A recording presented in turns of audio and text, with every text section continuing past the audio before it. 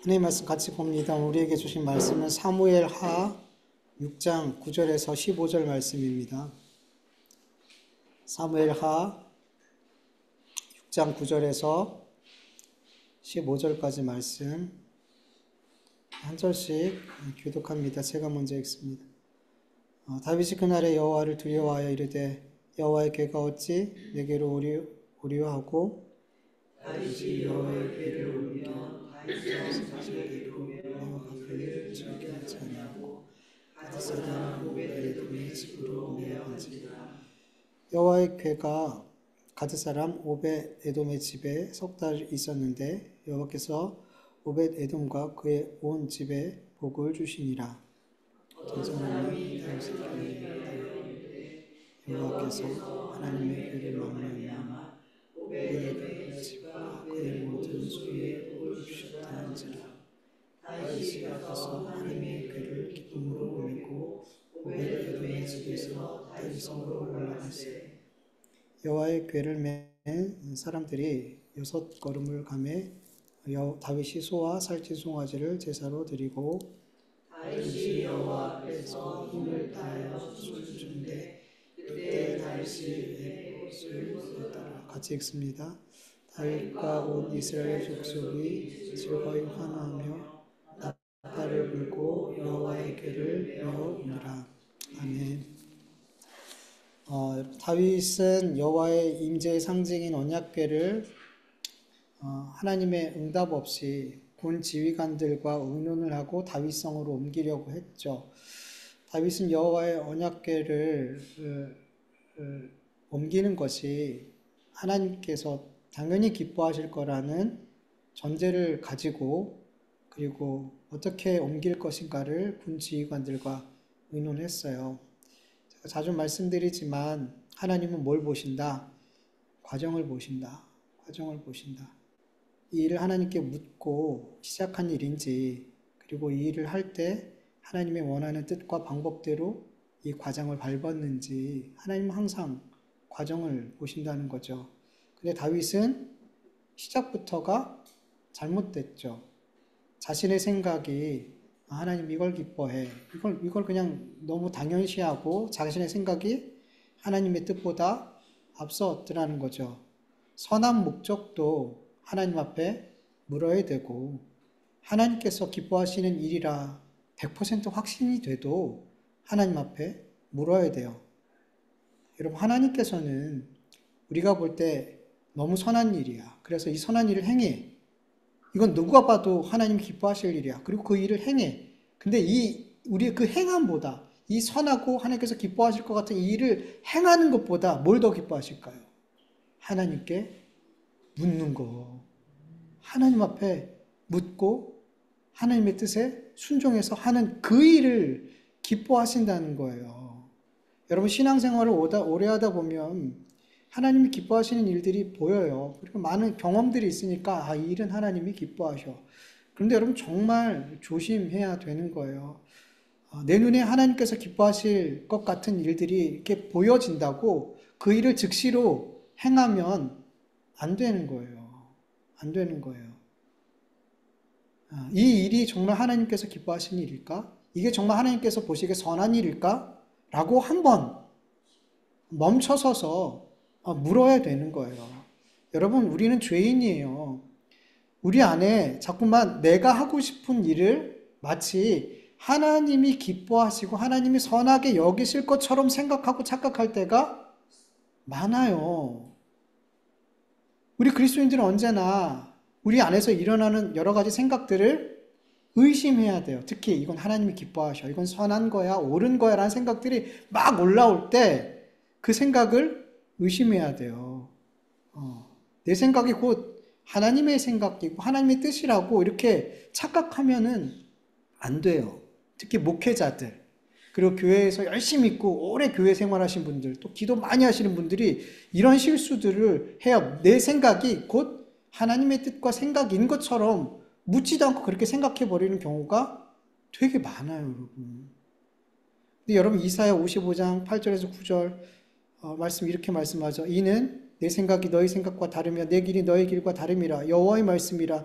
이는 하늘이 땅보다 높은 것 같이 내 길이 너희 길보다 높으며 내 생각은 너희 생각보다 높음이니라. 항상 내 생각보다 하나님의 생각이 하늘만큼 우주만큼 높다라는 것을 우리는 늘 믿어야 돼요. 예. 여러분, 피조물의 지혜가, 피조물의 생각이 어떻게 창조주의 지혜와 생각과 같을 수가 있어요. 이거 말이 안 되잖아요. 그래서 내가 아무리 신앙적인 경험을 많이 했어도, 내가 아무리 오랫동안 신앙생활을 했어도, 그래서 너무 뻔히 이건 정말 하나님이 기뻐하시는 일이야 라고 확신이 돼도 하나님의 뜻을 물어야 되는 거예요. 하나님, 이거 정말 옳은 일입니까? 제가 볼 땐 너무 선한 일이고 너무 옳은 일인데 하나님, 이거 맞습니까? 지난주에 한 10년 정도 전부터 이제 저희 교회가 세워질 때부터 이렇게 교회를 위해서 기도해 주시고 이렇게 선교비를 계속 보내주셨던 전도사님에게 이제 연락이 왔어요. 그분은 항상 문자로 보내시지 이렇게 전화 통화를 거의 해보지 않았어요. 10년 동안. 근데 이렇게 전화를 하셨더라고요. 근데 이분이 굉장히 몸이 아프세요. 굉장히 몸이 아프셔서 뭐 암도 한번 걸리셔서 치유받으셨고 몸이 굉장히 아프신 분인데 너무 아프셔서 이제 요양원에 들어가셨어요.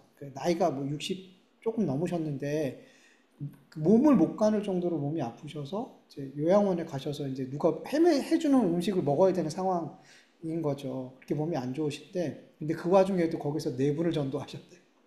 그 와중에도 본인 몸도 못 가시는데 한 번도 교회를 가보지 않은 분까지 이렇게 전도를 하셔서 교회 가고 예수님 영접하게 하고 그러니까 그분은 그게 사명이거든요. 하나님께서 그렇게 아프게 해서 거기 보낸 것도 그게 하나님의 사역이었던 거예요. 거기서 영혼 구원하시려고.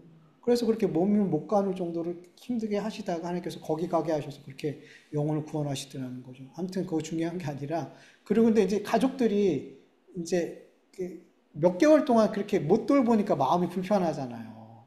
그러니까 이제 아직 회복이 안 됐는데 이제 집으로 이제 돌아가시더라고요. 그러면서 연락을 하신 거예요. 중요한 내용은 그거예요. 선교비를 보내고 싶다. 저희가 이제 초반에는 한 3년 정도 교회 개척하고 3년 정도 아프리카 교회를 도왔잖아요. 근데 이제 그거를 아시고 이제 기도하셨는지 아프리카 교회 짓는 헌금을 교회를 지을 수 있도록 헌금을 보내주신 거죠. 그래서 저희 지금 아프리카 교회 선교하지 않고 지금 베트남 선교하고 있다. 그래서 이제 그쪽에다 이제 헌금하면 그쪽에 교회를 세우면 될 것 같다. 이렇게 말씀을 드렸어요. 그래서 통화하면서 지금 베트남 주진무 선교사님이 교회 짓는 일을 지금 되게 열심히 하려고 하고 있거든요. 그래서 마침 너무 잘 된 것 같다. 이런 생각을 하고 있었어요. 그래서 거기 선교연금 보내면 되겠다. 그렇게 생각을 하고 이제 전화를 끊었는데 전화 끊고 얼마 안 돼서 문자가 왔어요. 목사님, 성경금 거기 다 보내지 마시고 주명교회를 위해서도 좀 사용하셨으면 좋겠어요. 이렇게 문자가 온 거예요. 그래서 또 받고 너무 감사한 거예요. 너무 감사하다. 어떻게 그러니까 통화를 하면서 1시간 넘게 통화했는데 이렇게 통화하면서 주명교회가 지금 좀 상황이 어려운가 이런 생각이 드셨던 것 같아요. 그래서 전화 끊고 선교비로 다 보내지 마시고 주명교회를 위해서 이렇게 같이 사용했으면 나눠서 사용했으면 좋겠습니다. 이렇게 감사하겠습니다라고 문자가 와서 너무 감사했어요. 너무 감사하다. 근데 그리고 이제 이 선교비를 마음은 당연히 베트남에 보내는 게 너무 그런 마음이 들었는데 기도해야 되잖아요. 이 선교비 하나님이 베트남에 보내는 건지 어디에 사용해야 될지 모르잖아요. 그러니까 제 마음은 그런데 하나님의 뜻은 아직 제가 모르잖아요. 그래서 기도하기 시작했어요. 근데 어떤 걸 먼저 기도했냐면 하나님 몇 대 몇으로 나눌까요? 성경이 어느 보내고 7대 3? 하나님 그 정도면 괜찮을까요? 그러니까 전도사님 그렇게 말씀해 주시니까 하나님이 저한테 너무 은혜로운 응답이었죠. 그래서 막 너무 기쁨으로 하나님 몇 대 몇으로 나눌까요? 막 기도를 하고 있는데 기도를 하다 보니까 하나님께서 응답을 주시는데 전도사님한테 처음으로 교회 헌금을 하고 외국에 교회를 지으라고 했을 때 그리고 헌금을 보내게 했을 때 분명히 그 금액을 말씀하셨고 그 금액을 주신 거란 말이죠. 근데 저와 전화를 하면서 무슨 생각이 든 거예요? 교회가 조금 어려우신가 보구나. 그러면 이 선교헌금을 다 보내는 게 아니라 교회를 위해서도 쓰면 좋겠다라는 생각이 누구 생각이에요? 전도사님의 생각이 든 거예요. 그러니까 처음에 응답은 뭐였어요? 이 금액을 교회를 짓는 곳에 쓰는 거였어요. 근데 저와 함께 통화하면서 누구의 생각이 거기 들어간 거예요? 전도사님의 생각이 들어갔던 것 같아요. 그러니까 기도를 하면서 그 생각이 든 거예요. 분명히 하나님께서는 전도사님한테 이 금액을 다 교회를 짓는 데 사용하라고 하셨을 텐데, 근데 전도사님의 어떤 마음에 그 안타까움이 있으셔서 그런 말씀을 하셨다라는 마음이 너무나 확정돼서 제 안에 들어온 거죠. 그럼 어떻게 돼요? 이 헌금은 나눠주면 돼요, 안 돼요? 안 되는 거죠. 하나님께 응답을 주셨어요. 이거 나눠주면 안 돼.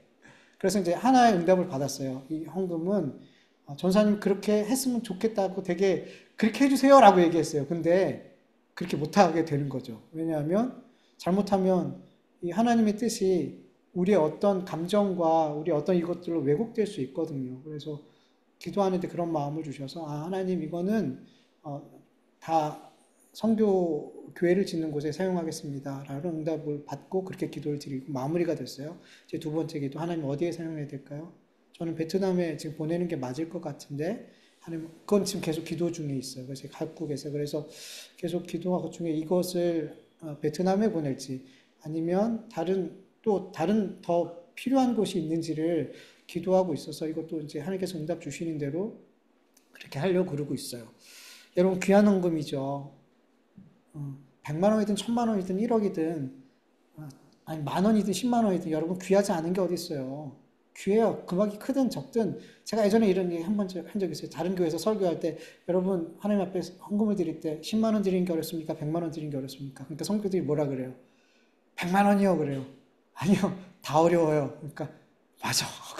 다들 맞아. 맞아요 여러분. 헌금을 드리는 건 쉬운 일이 아니에요. 왜냐하면 세상에서 돈은 뭐예요?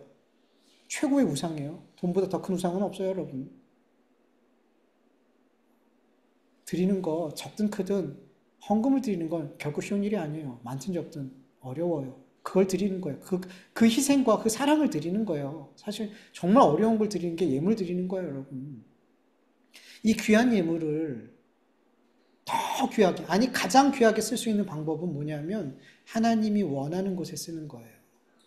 귀한 예물이 내 뜻대로 쓰여지면 귀한 헌금이 귀하지 않게 돼요, 여러분.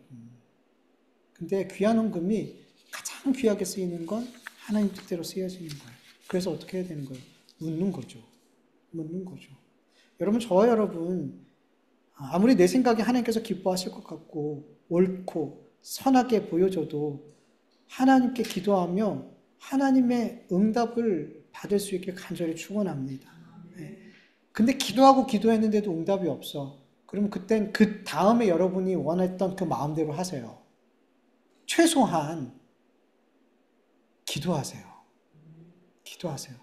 그리고 나서도 하나님 계속 기도했는데 이것을 어떻게 될지 응답이 없다면 여러분이 갖고 있었던 그 마음대로 하셔요. 그럼 하나님께서 그 가운데 역사하실 줄 믿습니다. 내 신앙적인 경험이라든지 개인의 감정이라든지 많은 사람의 의견이라든지 내 욕심이 얹어져서 그렇게 내 원함을 따라서 결정하지 않기를 간절히 원해요. 선한 일을 선하게 만드는 분은 누구예요? 하나님이에요. 선한 일이 선한 일 될 수 있는 건 하나님이 뜻이 거기 있을 때 그 일이 선한 일이 되는 거고 옳은 일이 옳은 일 될 수 있는 건 하나님이 옳다 인정하셔야지 그 일이 옳은 일이 되는 거예요. 뭐냐면 내가 선하다, 내가 옳다라고 결정하지 마시고 그 결정을 하나님께 맡겨드리라는 거예요. 하나님이 옳다 하면 그 일하면 옳아요. 여러분 이스라엘 백성들이 전쟁할 때 하나님이 아이벤 여자까지 그 태아의 그 생명까지 다 죽이라고 하고 여러분 되게 선해 보이잖아요. 너무 잔인하잖아요. 어떻게 그렇게 태아까지 죽여요. 너무 잔인하잖아요. 근데 하나님이 그렇게 해라 그러면 그렇게 하는 게 옳은 거예요. 우리 인간적인 기준에서는 너무 하잖아요. 어떻게 그래요? 아무리 전쟁이라도 그거는 나쁜 짓이잖아요. 그리고 안 죽였어. 근데 하나님께서는 그거를 옳은 일이라고 하지 않아요. 하나님 앞에 옳은 일은 하나님이 하라고 한 그 일을 하는 게 옳은 일인 거고 선한 거예요. 그러니까 그 기준을 누가 두는 거예요? 내게 두는 게 아니에요. 하나님께 두는 거예요. 그래서 우리는 물어야 되는 거예요. 제가 이 얘기를 너무 자주 하는데 왜냐하면 이렇게 말씀을 듣고 들어도 여러분 우리는 내가 옳은 대로 해요. 내가 보기 선하면 그 일을 해요. 안 묻고. 왜냐하면 그게 습관이 됐으니까. 평생 습관이 됐어요. 내가 옳다 하면 그 일을 그냥 해버려요. 안 묻고. 아니에요, 여러분. 내 선과 옳음의 결정은 하나님께 있어요. 하나님께 옳다 해야지 옳은 거고 선하다 해야지 선한 거예요. 여러분 이거를 귀에 못이 박히도록 들어야지, 그리고 믿어야지 내 삶의 변화가 일어나기 시작해요. 예. 하나님께서 다윗과 이스라엘 백성들이 하나님께 묻지 않고 자기들의 방식대로 언약궤를 다윗성으로 옮기려는 계획을 하나님께서 어떻게 해요? 막으시죠. 어떤 방식으로? 언약궤를 이렇게 옮기다가 소들이 뛰놀 때 이 언약궤가 혹시라도 떨어질까봐 우사가 그걸 탁 붙들잖아요. 그 순간 하나님께서 어떻게 해요? 그를 그 자리에서 찢어 죽이셨어요. 이 우사의 찢어 죽는 모습을 보고 다윗은 하나님의 진노를 느꼈죠. 그리고 하나님을 두려워해서 다윗성으로 이 언약궤를 가져오는 일을 포기하게 돼요. 멈추게 돼요. 네. 여러분, 하나님께서 하나님을 믿고 섬기는 자들이 그렇게 하나님께 묻지 않고 자기의 생각대로 이건 하나님이 원하는 일이야. 그러니까 자기가 원하는 대로 그 일들을 했을 때 하나님께서 그 일을 복이 되지 않게 해요. 그러니까 복이 되지 않는다는 건 끝이 안 좋은 거예요. 끝이 안 좋은 거. 여러분 복 받을 막 되게 막 이렇게 복 받은 것처럼 보여요. 막 다 잘 돼요. 근데 나중에 보니까 그것 때문에 끝이 안 좋은 거예요. 그 뭐냐면 하나님이 복이 되지 않게 하시는 거예요. 복이 되지 않게 하시는 거예요. 자꾸만 우리 하나님이 기뻐하실 거야 라는 생각으로 우리들은 자꾸 그걸 우리의 기쁨으로 챙겨요. 말은 이건 하나님이 기뻐하시는 일이야. 하나님이 원하시고 선한 일이야. 라고 말하면서 자꾸 내 영광, 내 기쁨, 그 포장을 그렇게 한 다음에 그렇게 하는 일들이 사실 너무 많아요. 우리 그리스도인들이. 근데 하나님께서 그걸 복이 되게 하지 않더라고요. 징계하시더라고요. 경계하시더라고요. 그게 끝이 좋지 않게 하시더라는 거죠. 여러분 교회에서 분열이 되고 깨지고 시험 들게 하는 그 많은 여러 가지 일들이 있는데 대표적으로 두 가지만 이야기하면 담임 목사님을 세울 때 되게 큰일이잖아요. 담임 목사님을 세울 때 이런 일들이 참 많이 일어나요. 교회가 분열되고 깨지고 시험 들고 이런 일들이 많이 일어나요. 여러분 담임 목사님 세울 때 기도해야 안 해요?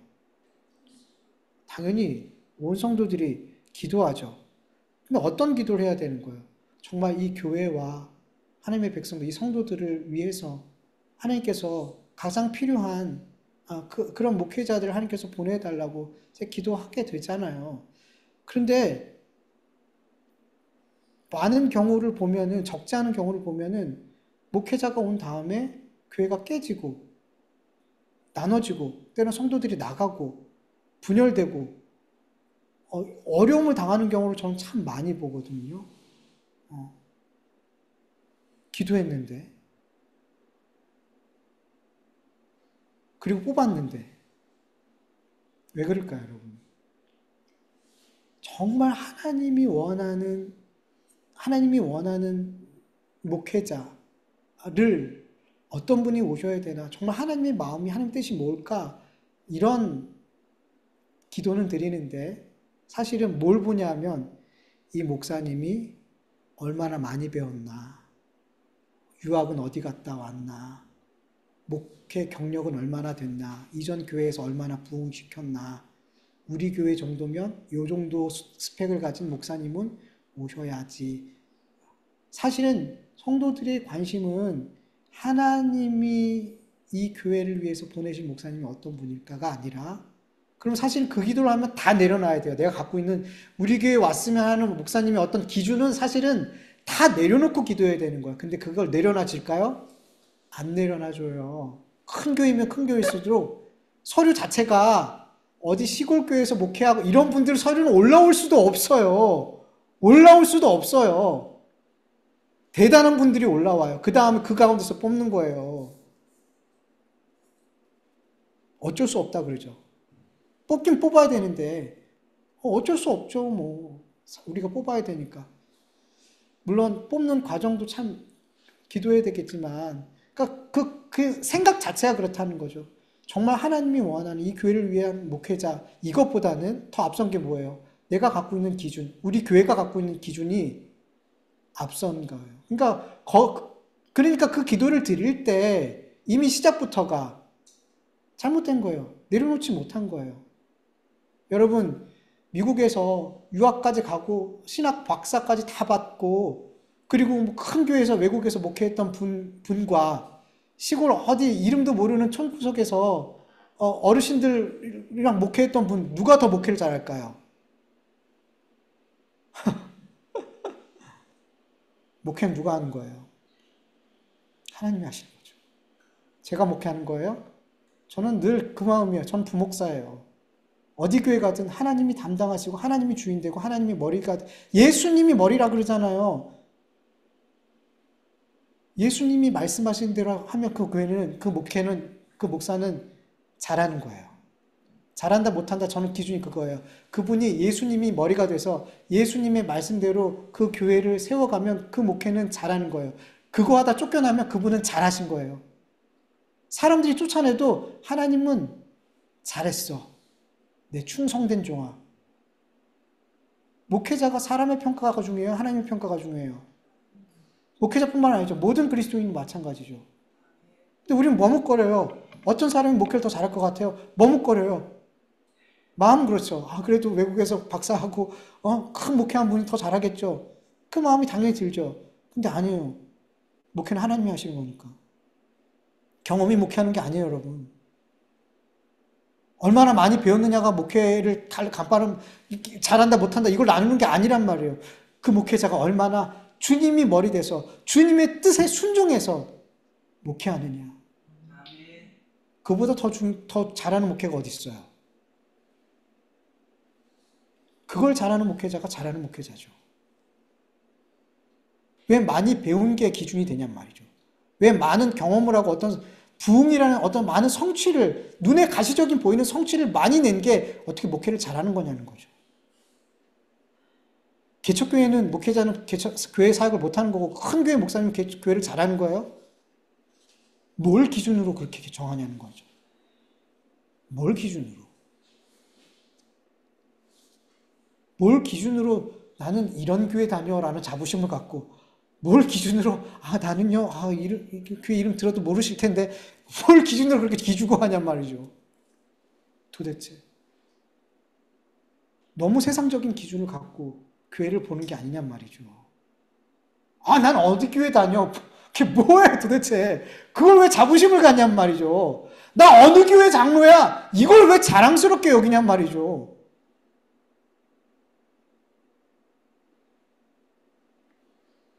전 그런 분 보면 그분 안에 예수님이 계실까? 왜 그분은 예수님을 자랑하지 않고 내가 어디 교회 장로라는 걸 자랑할까?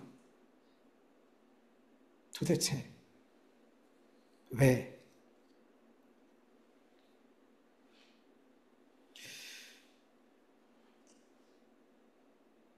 이렇게 담임 목사님을 세워지게 되면 하나님이 정말 기뻐하시는 일, 하나님이 정말 원하시는 일이 아니라 그렇게 내려놓지 못하고 내 기준을, 내 교회의 기준을 내려놓지 못하고 그렇게 아무리 기도해도 결국엔 어떻게 돼요? 끝이 안 좋아요.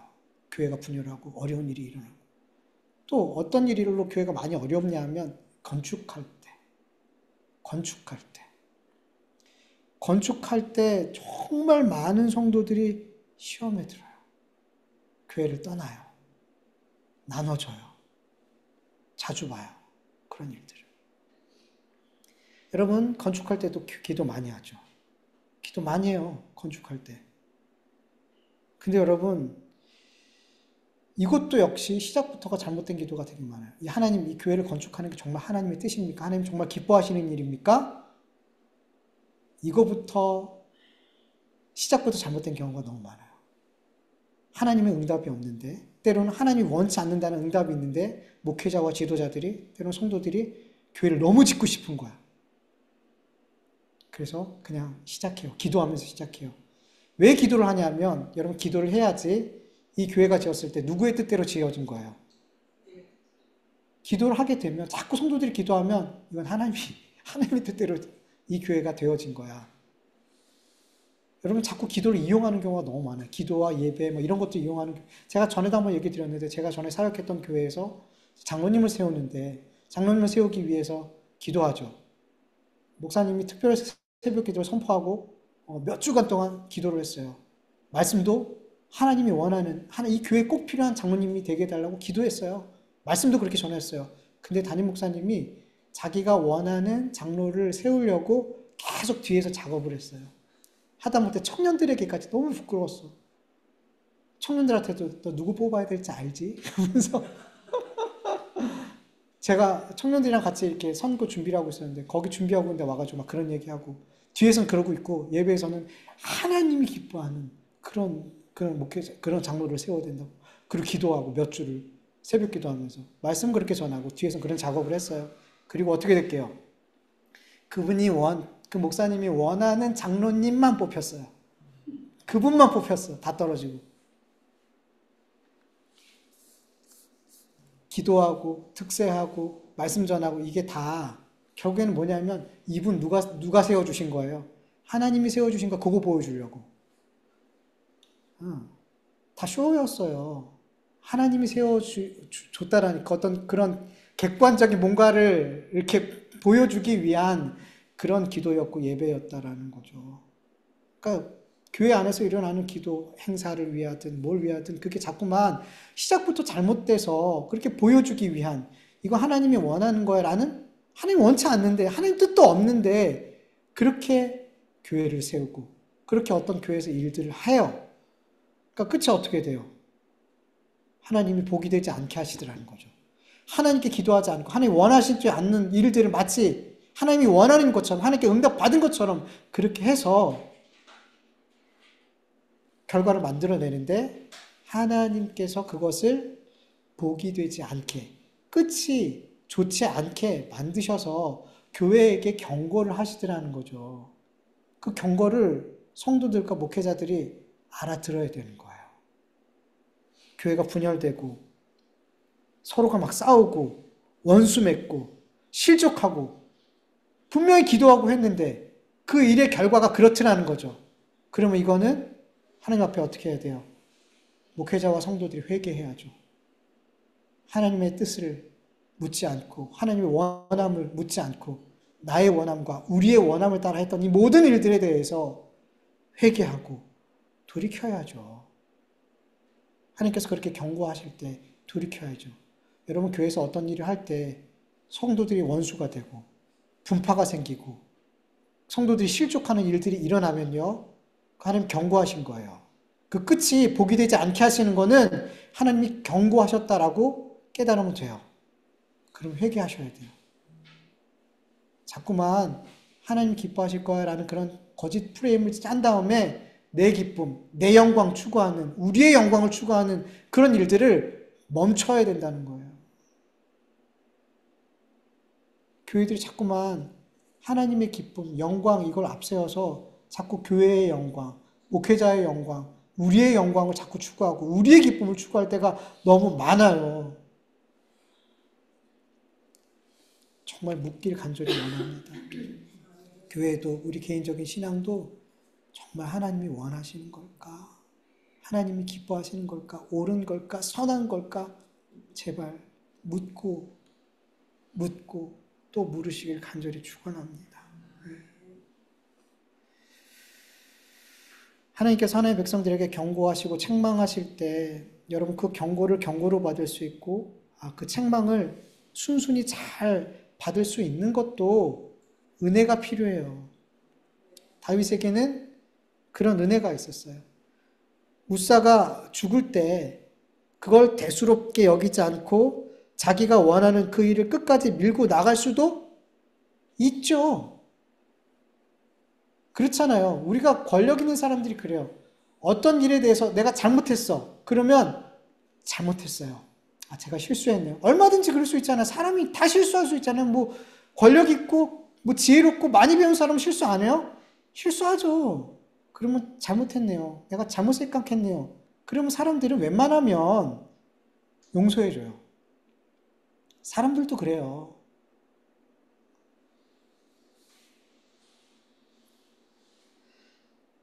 근데 끝까지 그걸 그냥 내가 옳아. 내가 한 게 옳아. 내 계획이 옳아. 그리고 다윗도 밀고 나갈 수 있어요. 그냥 그 계획대로 할 수 있어요. 근데 어떻게 해요? 멈추더라는 거죠. 아, 내가 잘못했구나. 내가 하나님 앞에 지금 이 일이 잘못됐구나. 라고 멈추더라고요. 그러니까 하나님께 경고하실 때, 하나님께 잘못됐다는 어떤 사인을 주실 때 멈추는 것도 하나님의 은혜가 있어야 되는 거예요. 그래서 그 은혜가 있었던 다윗은 멈췄어요. 더 이상 언약궤를 자기 원하는 대로 다윗성으로 갖고 오지 않았어요. 여러분 잘못할 수 있어요. 우린 잘못할 수 있어요. 어쩌면 되게 많이 잘못해요. 맨날 불순종하고 하나님 원하시면 알면서도 안 하고 그래요. 근데 잘 늘 순종하면 좋겠지만 그러지 않을 때가 훨씬 더 많기 때문에 우리에게 더 중요한 건 사실은 하나님께서 경고하고 책망하실 때 뭐 하는 거예요? 회개하는 거예요. 회개하는 거예요. 그리고 그 잘못된 삶에서 돌이키려는 거예요. 어쩌면 우리에게는 잘하는 것보다, 잘 순종하는 것보다 이 말씀이 더 중요할지도 몰라요. 왜냐하면 우리는 하나님 말씀에 순종하기보다 불순종할 때가 더 많기 때문이에요. 내가 옳아 보이는 일을 묻지 않고 할 때가 더 많기 때문이에요. 그래서 여러분, 우리에게 이런 은혜가 있었으면 좋겠어요. 하나님의 경고가 경고로 받아들여지고 회개로 나아가지는 그런 은혜가 우리의 삶에 임하기를 간절히 축원합니다. 구하세요, 여러분. 하나님, 제가 잘못된 일을, 잘못된 삶, 불순종의 삶을 살 때 하나님께서 경고하실 때 하나님 그 경고가 보여지게 해주세요. 그 경고를 받고 돌이키게 해주세요. 여러분 이런 기도도 하세요. 좀 너무 중요한 거예요. 네. 여러분 성경을 보면은 다윗이 이 언약궤를 어디다 옮기죠? 가드 사람 오벳 에돔의 집에 옮기게 돼요. 성경을 조금 아시는 가드가 어느 지역인지 알 거예요. 가드가 어느 나라 사람이 살고 있는 지역이죠? 모르겠어요? 괜찮아요, 몰라도. 블레셋은 5 큰 도시가 있고 그 방백들, 지도자들이 이렇게 연합해서 나라를 다스려요. 그 큰 도시 5도시 가운데 가드라는 곳이 있어요. 그래서 가드 사람 오벳 에돔이라고 해서 어떤 주석은 이 오벳 에돔이라는 블레셋 사람 이 가드 집에 이걸 옮겼다 이렇게 주석하는 것도 있어요. 근데 그러니까 아니에요. 그건 아니고요. 오벳 에돔은 레위 지파 사람이에요. 레위 지파 사람이에요. 역대상 15장을 보면 오벳 에돔은 레위 지파 사람이고 언약궤 앞 문 지키는 역할을 했던 사람이에요. 그리고 가드 사람이라는 표현이 있는데 이스라엘 지역 가운데 가드라는 이름이 붙여진 성읍들이 있어요. 가드 림몬, 가드 헤벨 이런 성읍이 있단 말이죠. 그리고 가드 림몬이라는 이 성읍은 단지파에게 레위 지파는 어떤 땅을 분배받지 못했잖아요. 이스라엘 전역에서 지역마다 지파마다 어떤 지역을 분배받아서 흩어져서 살았거든요. 그러니까 단지파에게 레위 사람이 부여받은 지역 가운데 가드림몬이라는 것이 있었어요. 성경 여호수아 21장 23절 24절 보면 또 단지파 중에서 준 것은 엘드게와 그 목초지와 기브돈과 그 목초지와 아일론과 그 목초지와 가드림몬과 그 목초지 네 성읍이다. 그러니까 레위 지파가 단지파에서 받은 땅 중에 가드림몬이라는 곳이 있었더라는 거죠. 그래서 이 오벳 에돔이라는 사람은 이 가드림몬 이 지역 출신 레위인이었다는 거죠. 성경을 보면 그렇게 풀어져요. 근데 이제 단순하게 가드 사람 그래갖고 블레셋 사람 내 집에 옮겼네. 그러면서 해석을 어떻게 하냐면 이방 사람이 하나님의 언약궤를 잘 모시니까 하나님께서 거기 복을 주시더라. 그래서 하나님을 믿지 않지만 뭐 이런 식으로 이렇게 해석을 하는 경우가 있어요. 근데 그건 아니고요. 레위 사람 집에 이 언약궤를 옮겼던 거예요. 나곤의 타작마당에서 이렇게 우사가 죽었잖아요. 그래서 가장 가까운 레위 사람의 집에 옮겼는데 그게 오벳 에돔이었던 것 같아요. 성경을 보면 3개월 동안 오벳 에돔의 집에 하나님의 언약궤가 있었어요. 그런데 이 3개월 동안 하나님께서 오벳 에돔의 집과 그의 모든 소유에 뭐를 줬어요? 복을 주셨다. 그리고 이 사실을 누군가가 다윗에게 알려주더라는 거죠. 12절 세번역으로 보면 누군가가 오벳 에돔의 집에 하나님의 궤를 보관하였기 때문에 주님께서 오벳 에돔의 집과 그에게 딸린 모든 것에 복을 내려주셨다는 소식을 다윗 왕에게 전했다라고 말씀하고 있어요. 여러분, 다윗에게 이 말을 전한 사람은 도대체 뭘 근거로 하나님께서 그 궤를 보관하고 있는 오벳 에돔과 그 집과 그 모든 소유에 복을 주셨다라고 이렇게 말하는 걸까요? 여러분, 3개월 그렇게 긴 시간 아니죠. 3년도 아니에요. 3개월이에요. 여러분, 우리가 아무리 노력한다고 해서 3개월 동안 우리의 삶이 극적으로 바뀔 수 있나요? 내가 하는 사업이나 내가 하는 일이 3개월 만에 극적으로 바뀔 수 있나요? 우리 자녀들이 그 성적이 3개월 만에 극적으로 성적이 극적으로 올라서 막 20 몇 등 했던 애들이 막 1, 2등 하고 막 이럴 수 있나요? 3개월 만에 어떤 극적으로 어떻게 그 삶이 변화될 수 있나요? 그럴 수도 있죠. 복권 당첨되거나 이러면 3개월만이라도 그 삶이 극적으로 바뀔 수 있죠. 세상 사람들은 그런 걸 또 기적 같은 복이라고 하죠. 여러분, 세상이 말하는 기적 같은 복과 하나님께서 주시는 기적 같은 복은 달라요. 차원이 다르고 결과가 달라요. 여러분, 복권에 당첨되는 복, 그리고 예수님이 말씀하고 계신 그 8복, 어떤 복을 받고 싶으세요? 8복을 받고 싶어요. 여러분, 진짜 복권 수백억 당첨되는 것과 심령이 가난해지는 것, 정말 심령이 가난해지는 그 복을 받고 싶으세요? 의를 위해서 받게 받는 그 복을 정말 받고 싶으세요? 저는 요즘에 시편을 읽고 있는데 되게 마음에 담아뒀던, 어저께 읽었던 말씀인데 되게 마음에 담아졌던 말씀이 뭐냐면 시편 133편 3절에 보면 하나님께서 복을 명령하셨으니 곧 영생이로다. 여러분, 복의 최종 목적이 뭔지 아세요? 하나님의 자녀가 돼서 영생을 얻는 거예요. 심령이 가난하게 되고 애통하는 자가 되고 의를 위해서 박해받고, 이 복을 왜 주셨냐면 최종적으로 우리에게 뭘 주시기 위해서? 영생. 하나님이 복을 명하셨으니 곧 영생이다. 외우시기 쉽죠? 하나님 우리에게, 그 자녀들에게 하나님이 복을 명령하시면 그 복은 이루어져요.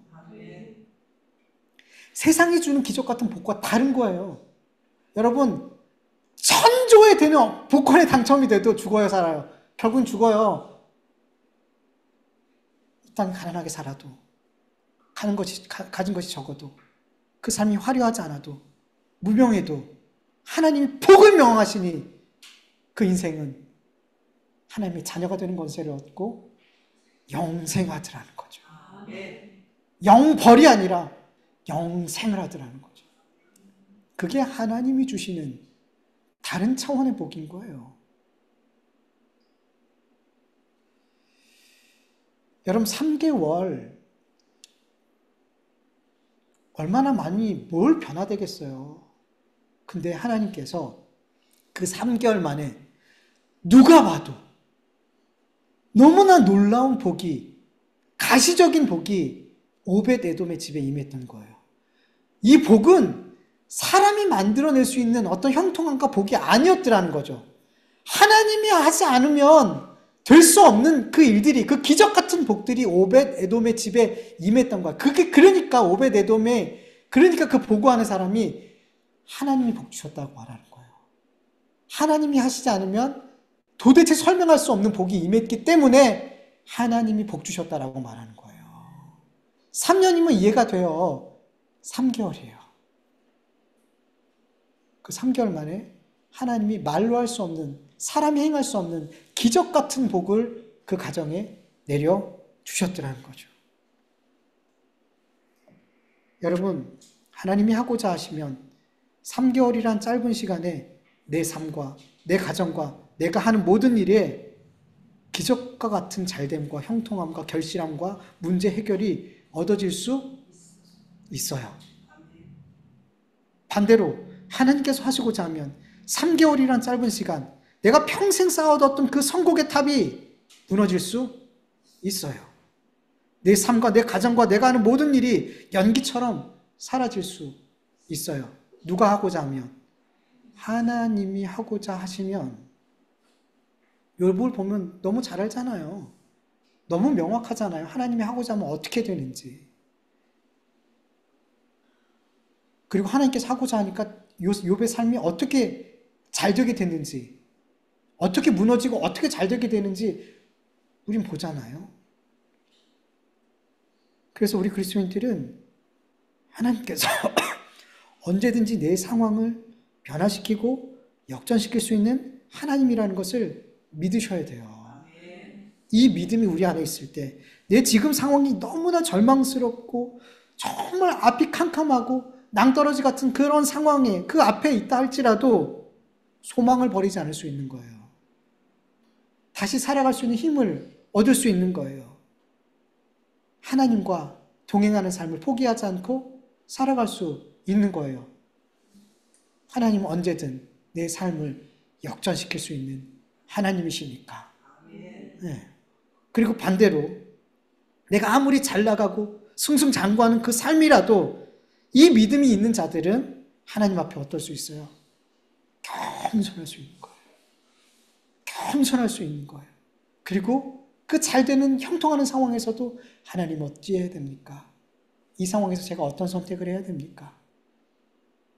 그렇게 겸손하게 내 모든 상황과 삶을 하나님께 맡기는 삶을 살 수 있는 거예요. 이 믿음이 있을 때. 여러분, 우리에게는 시간이 필요해요. 어떤 일을 이뤄내는데 시간이 필요해요. 근데 하나님은 시간이 필요하지 않아요. 우리에게는 어떤 자원이 필요해요. 뭔가 이루어내기 위해서 우리에게는 자원이 필요해요. 근데 하나님에게는 자원이 필요하지 않아요. 우리는 어떤 변화를 만들기 위해서 시간과 자원이라는 어떤 제약을 받지만 하나님은 어떤 제약도 받지 않으시고 하나님이 원하시는 일들을 이루시는 전능하신, 전지하신 하나님이심을 믿으시길 축원합니다. 이 하나님을 믿으세요, 여러분.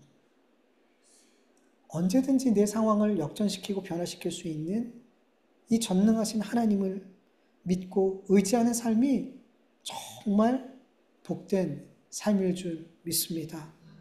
여러분, 내가 일하시는 게 나아요? 하나님이 일하시는 게 나아요? 하나님이 일하시는 게 나아요. 말로 할 수 없죠. 내 계획이 맞아요? 하나님의 계획이 맞아요? 하나님의 계획이 맞죠. 그래서 여러분, 정말 복된 인생은 하나님께 맡기는 거예요.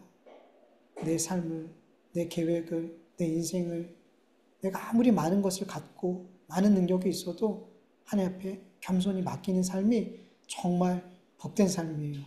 그래서 그리스도인들은 복받은 존재예요. 정말 복받은 존재. 여러분 한번 고백해 보세요. 나는 복받은 자다. 우리는 복받은 자예요. 세상 기준으로 자꾸만 내가 행복한 사람인지 불행한 사람인지를 자꾸만 그걸 기준으로 판단하지 않기를 간절히 축원합니다. 하나님이 저와 여러분에게 복을 명하셨으니 곧 영생이라. 다 까먹어도 돼요. 이 하나만 이 한 말씀만 우리 안에 외우고 마음의 믿음으로 갖고 가도 여러분 오늘은 이 한 주간은 기쁘고 감사하고 담대하게 복을 누리며 사는 삶이 될 줄 믿습니다. 우리 같이 말씀을 기억하면서 잠깐 기도드리죠.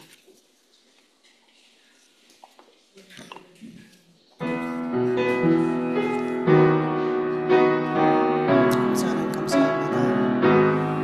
이렇게 하나님 앞에 기도드리고 찬송을 드리고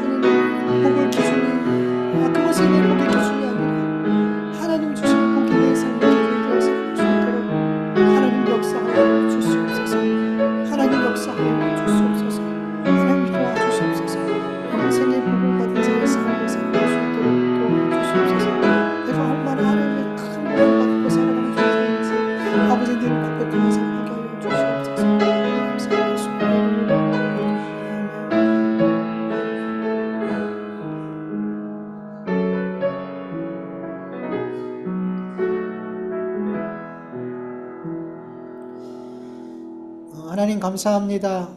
오늘도 이렇게 함께 모여서 예배 드릴 수 있도록 도와주실 것 감사드립니다. 이 자리에 함께하고 싶지만 함께하지 못한 우리 성도님도 있사오니 우리에게 주신 은혜 또 같은 은혜로 채워주시옵시기를 간절히 원합니다. 하나님 아버지, 우리가 이 땅에 살아가면서 악한 습관들이 여전히 우리 안에 있습니다. 내가 선한 게 다 내가 선하면 하나님도 선하게 보실 것 같고, 내가 옳다 여기면 하나님도 옳다 여겨주실 것 같고, 그래서 그냥 내가 기준이 돼서 옳고 그름과 선과 악을 내가 나누고, 내가 옳다 여기는 그 일들을 묻지 않고 행할 때가 참 많습니다. 주님, 옳고 그름의 선과 악의 기준이 하나님께 있사오니, 우리가 선악과를 먹어 우리가 그 일을 하고 싶은 충동이 우리 안에 여전히 있지만, 그 죄악을 주님 앞에, 죄악된 생각을 주님 앞에 내려놓고, 하나님 무엇이 옳습니까? 하나님 무엇이 선한 일입니까? 하나님께서 원하시는 그 일, 기뻐하시는 그 일, 선하다고 여기시는 그 일을 제가 하고 싶습니다. 이렇게 늘 기도하며 하나님이 원하시는 그 삶을 살아가는 이 씨름을 결코 멈추지 않도록 도와주시옵소서. 하나님, 우리 그리스도인들이 얼마나 큰 복을 받고 살아가는지, 아버지 하나님, 우리가 자꾸 세상의 복을 기준으로 살아가기 때문에 하나님이 나에게 주신 그 복이 얼마나 큰 복인지 자꾸 까먹고, 내 삶이 불행한 것처럼, 내 지금의 삶이 불행한 것처럼, 내 삶은 왜 이렇게 불행하냐 한탄하며 때로 하나님을 원망하며 살아가는 우리 그리스도인의 삶의 모습들이 있습니다. 주님 용서하여 주시옵소서. 주님, 우리가 얼마나 큰 복을 받고 살아가고 있는지를 매일매일 기억하며 매일매일 감사할 수 있게 도와주시옵소서. 이 세상이 주는 기적 같은 복과 하나님이 주신 복은 차원이 다르고 결과가 다른 복이 오니 하나님 그것을 깨달아 알게 하여 주시옵소서. 하나님이 우리에게 복을 명하셨고 그 복은 영생이라고 말씀하셨사오니 이 영생의 복을 누리며 이 땅에서 살아갈 수 있는 우리 모두가 되게 하여 주시옵소서. 주님 앞에 귀한 예물을 올려드립니다. 크든 작든 하나님, 우리가 애쓰고 힘써 얻은 이 물질을 주님 앞에 올려드립니다. 세상에서는 생명처럼 여기는 물질입니다. 그러나 하나님, 우리가 주님 앞에 이것들을 내어놓으며 주님께서 주신 모든 것들, 내가 소유한 모든 것들은 다 주님께서 주신 것입니다. 물질도 생명도 시간도 주님 것입니다. 이 모든 것을 믿으며 감사하며 드린 예물입니다. 그래서 너무나 귀한 예물입니다. 하나님, 이 귀한 예물이 가장 귀한 것에 쓰여질 수 있도록 늘 우리에게 은혜를 베풀어 주시옵소서. 우리 성도님들의 삶 힘들고 어렵고 지칠 때가 많지만 하나님께서 위로하여 주시옵소서. 하나님은 내 어려운 상황을 변화시키고 역전시킬 수 있는 하나님이심을 믿고 그 하나님을 늘 의지하고 그 하나님께 소망을 두는 우리 모두가 되어줄 수 있도록 도와주시옵소서. 이제는 우리 주 예수 그리스도의 은혜와 하나님의 다하심이 없는 사랑하심과 성령님의 인도하심과 교통하심과 충만하심이 세상의 복을 기준으로 살아가는 것이 아니라 하나님께서 주신 복을 기준으로 삼고 살아가길 원하는 하나님의 자녀들 머리 위에 그 가정과 일터 위에 이제로부터 영원토록 함께할지어다.